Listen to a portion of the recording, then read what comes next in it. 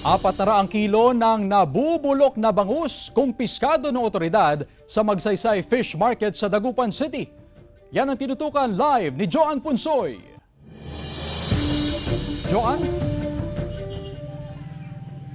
Chris, surprise inspection nga ang sinagawa ng otoridad kaya naman walang nakalusot na gataw na isdang bangus sa Magsaysay Fish Market. Asahan din umano ang mas madalas na surprise inspection.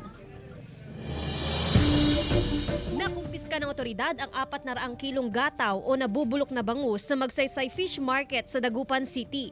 Resulta ito ng spot inspection ng City Agriculture Office, katuwa ang Market Office, City Health Office at Task Force Anti-Littering. 10 kahon na naglalaman ng tig-40 kilong nabubulok na bangus ang nasabat. Hindi na sariwa yung isda. Nagpapakita na ito ng mga signs ng decomposition.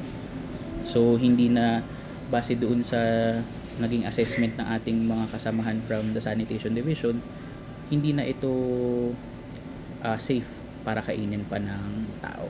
Ayon sa City Agriculture Office, mula sa isang bayan sa Western Pangasinan ang nabubulok na bangus at ibebenta raw sana ito sa mas murang halaga. Hinahanap natin yung tinatawag na auxiliary invoice na ini-issue ng ating mga municipal agriculture offices din. Sa auxiliary invoice kasi sinasabi doon na yung ating isda na tinatransport ay nahuli sa tamang pamamaraan at the same time safe for human consumption.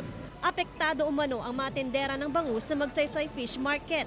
Bagamat maganda ang kalidad ng kanilang bentang bangus, may ilang mamimili raw ang hindi maiwasang komisyon sa kanilang bentang produkto. Makikita lang po sa mata. Oo. Yung mata nila, yung mata ng gataw, pula na, saka bisog-bisog ang tiyan niya. Yung parang malambot na yung tiyan niya.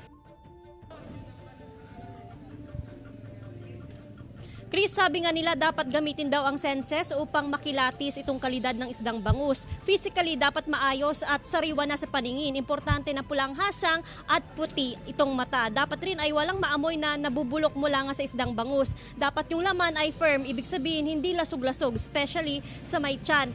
At kung meron daw mababang presyo na ino-offer sa inyo, ay magtaka na kayo dahil ang bangus ngayon sa Magsaysay Fish Market ay nagkakahalaga ng 115 hanggang 185 pesos per kilo. Chris? Maraming salamat, Joan Punsoy.